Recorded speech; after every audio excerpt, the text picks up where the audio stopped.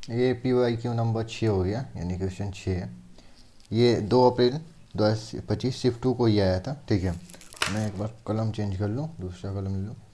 एकदम easy question है, जो एक्चुअल में फिर ये शॉर्ट नोट्स टाइप का ही क्वेश्चन है कि जो शॉर्ट नोट्स में एकदम बेसिक 100% पढ़ाते समय ही बोल दिया जाता है कि 100% इससे क्वेश्चन आता ही है। ठीक है, तो क्या है इसमें कि दो large plane parallel conducting plates are kept 10 centimetre. ठीक है, तो एक ये प्लेट है, एक ये प्लेट है, इनके बीच की डिस्टेंस कितनी है? 10 सेंटीमीटर। ओके, कोई दिक्कत नहीं है भाई, हम देख लेंगे। S one in the figure, ठीक है ना। The potential difference between them is, इनके बीच पोटेंशियल डिफरेंस आपको कितना है? डेल्टा भी का मान भी दिया है। ओके, पोटेंशियल डिफरेंस भी दिया है। उसका तो क्या कर रहा है कि the potential difference between the points A and B, ठीक है, यानी ए एंड बी के बीच निकालना है। ओके, निकाल लेंगे, सिंपल सी बात है। सबसे पहले तो कॉन्सेप्ट देख लो, कॉन्सेप्ट क्या है। एक मैं फार्मूला लिखने जा रहा हूँ, धैर्य रखना। Electric field equal to minus D B बटा डी आर होता है। एक बार और समझ लो, ये नॉर्मल डिफरेंशिएशन नहीं है, ये पार्शियल डिफरेंशिएशन है। पहले इसमें x को पीटते हैं, फिर y z को कांस्टेंट रखते हैं, फिर y को पीटते हैं, x और z को कांस्टेंट रखते हैं, फिर z को पीटते हैं और x y को कांस्टेंट रखते हैं। इस पर अगर क्वेश्चन आएगा तो मैं बना दूंगा या एक्स्ट्रा बता दूंगा, लेकिन बेसिकली ये नॉर्मल डिफरेंशिएशन नहीं है, ये पार्शियल डिफरेंशिएशन है। क्यों पार्शियल डिफरेंशिएशन है ये समझो। इलेक्ट्रिक फील्ड के पास डायरेक्शन होता है, हाँ भाई डायरेक्शन होता है, it is a vector quantity. लेकिन जो पोटेंशियल होता है ना, पोटेंशियल, इसके पास डायरेक्शन नहीं होता है, it is a vector scalar quantity. तो हम एक वेक्टर क्वांटिटी निकाल रहे हैं कि स्केलर क्वांटिटी से, समझ रहे हो ना। तो इसलिए पार्शियल डिफरेंशिएशन लगता है, जो कि हमें डायरेक्शन भी निकाल के देते हैं, समझ में आया। तो ये बहुत इंपॉर्टेंट फॉर्मूला है, तुमको एकदम मेमोराइज करके रख लो, रट के रख लो। Electric field equal to minus D बटा डी आर, पार्शियल डिफरेंशिएशन है। इसमें भी कहीं ना कहीं क्वेश्चन है, अभी क्वेश्चन है हम बता देता हूँ।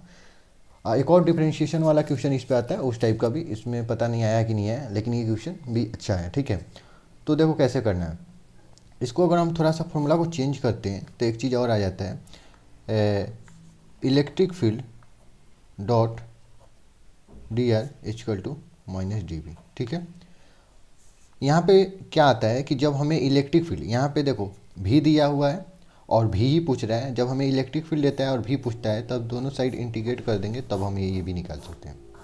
समझ में आया।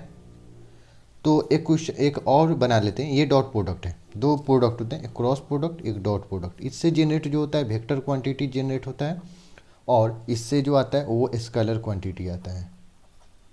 ठीक है, तो देखो डॉट प्रोडक्ट यूज करें यानी स्केलर है, तो इसको थोड़ा और सिंप्लीफाई फॉर्म में लिख लो, E dot R normal form में इक्वल टू भी, और एक और ये डॉट प्रोडक्ट है। ठीक है, और डॉट प्रोडक्ट को जब भी हम ओपन करते हैं ना, डॉट प्रोडक्ट को, तो कॉस थीटा आता है और क्रॉस को साइन आता है। ठीक, तो मैं एक चीज़ यहाँ पे बताना चाहता हूँ कि ये जो क्वेश्चन है, ठीक है, इसको कैसे सॉल्व करना है, उससे पहले मैं एक और चीज़ बता दूँ कि E dot R equal to भी करना है, सिंपल सा बात है। तो इसको एक बार खोलना चाहूँ तो इसको लिख सकता हूँ ई आर मैग्नीट्यूड और कॉस थीटा इक्वल टू भी लिख सकता हूँ। लेकिन इसको यूज भी कर सकते हैं, नहीं भी यूज कर सकते, देखते हैं, वेट करते हैं। ठीक है, आ जाओ इस क्वेश्चन पे हम आते हैं। क्वेश्चन में क्या दिया हुआ है, सबसे पहले हमें पता है इलेक्ट्रिक फील्ड इक्वल टू, जो ये एक्चुअल में डायरेक्शन बताता है, तो हम ये लें या न लें उससे कोई मतलब नहीं होगा, समझ में आया। तो इसको क्या कर सकते हैं, ई इक्वल टू भी बटा आर। ओके, इलेक्ट्रिक फील्ड हम निकाल ले रहे हैं। इलेक्ट्रिक फील्ड कितना है, इलेक्ट्रिक फील्ड आपको एक्चुअल में भी कितना दिया है, ये दोनों के बीच का सेपरेशन 10 सेंटीमीटर था, जिसका पोटेंशियल डिफरेंस भी था, तो भी बटा 10, यानी इलेक्ट्रिक फील्ड इतना आ गया, निकाल लेंगे। ठीक है, अभी डायरेक्शन नहीं है, ये मैग्नीट्यूड की बात हो रही है, तो मैग्नीट्यूड निकाल लेंगे। और एक और चीज़ मैं बता रहा था कंसेप्ट, कि एक्चुअल में पोटेंशियल जैसा कुछ चीज़ नहीं होता है।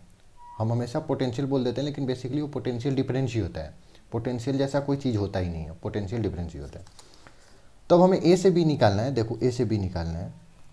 तो जब ए से बी, ए पॉइंट और बी पॉइंट है, ये 5 सेंटीमीटर है, ये 3 सेंटीमीटर है, ये आपको आ जाएगा 4 सेंटीमीटर, क्योंकि परपेंडिकुलर है। ठीक है, तो जब इसको हम रिजोल्व करते हैं ना, रिजोल्व करते हैं, तो देखो इधर 4 आएगा, इधर 5, इधर 5 है तो इधर 4 आ जाएगा, इधर 3 आ जाएगा।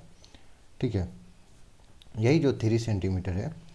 तो देखो ये जो पॉइंट इधर जो आ रहा है 4 सेंटीमीटर, ये जो 3 सेंटीमीटर, तो इसमें ही ओनली पोटेंशियल आएगा, इसमें पोटेंशियल नहीं आएगा, क्योंकि ये परपेंडिकुलर है। क्यों, क्योंकि देख लो सिंपल सा बात है, अगर इसको फार्मूला को भी लगाते हैं, डॉट प्रोडक्ट जब भी आएगा तो सिंपल सा बात है, उसका जो हॉरिजॉन्टल कंपोनेंट होता है वही हमें देता है, बाकी वर्टिकल कंपोनेंट कुछ नहीं देता है। ई का मान लिखो सिंपल सा, तो ई का मान हम कितना ला लिए v/10 गुना, और अगर आर का मान पूछे तो आर का मान कितना, आर कॉस थीटा ले लो, या तो सिंपल सा बात है आर ले लो और कॉस थीटा अलग ले लो। तो देखो ये हमारा आर हो गया, डायरेक्ट तुम्हें बता देता हूँ, ये जो हो गया हमारा आर हो गया। तो आर कॉस थीटा निकालोगे, थीटा निकालोगे, तो आर कॉस थीटा इसके जो इधर वाला होता है यही आर कॉस थीटा होता है, और इसको निकालोगे तो 4 आ जाएगा। तो देखो इसका डायरेक्ट आर कॉस थीटा यानी आर कॉस थीटा का मान ही 4 हो गया, इक्वल टू भी जो निकालना था, 2 से काटो 2 5, यानी भी इक्वल टू 2/5 आ गया। यही तुम्हारा आंसर हो गया। और एक्चुअल में ये एक और भी था, ये भी मत मानो, इसको भी डैश मान लो, नहीं तो कन्फ्यूजन हो जाएगा। भी डैश, तो भी डैश इक्वल टू आ गया 2/5 भी, ठीक है। तो इसका आंसर जो होगा ये सी हो जाएगा।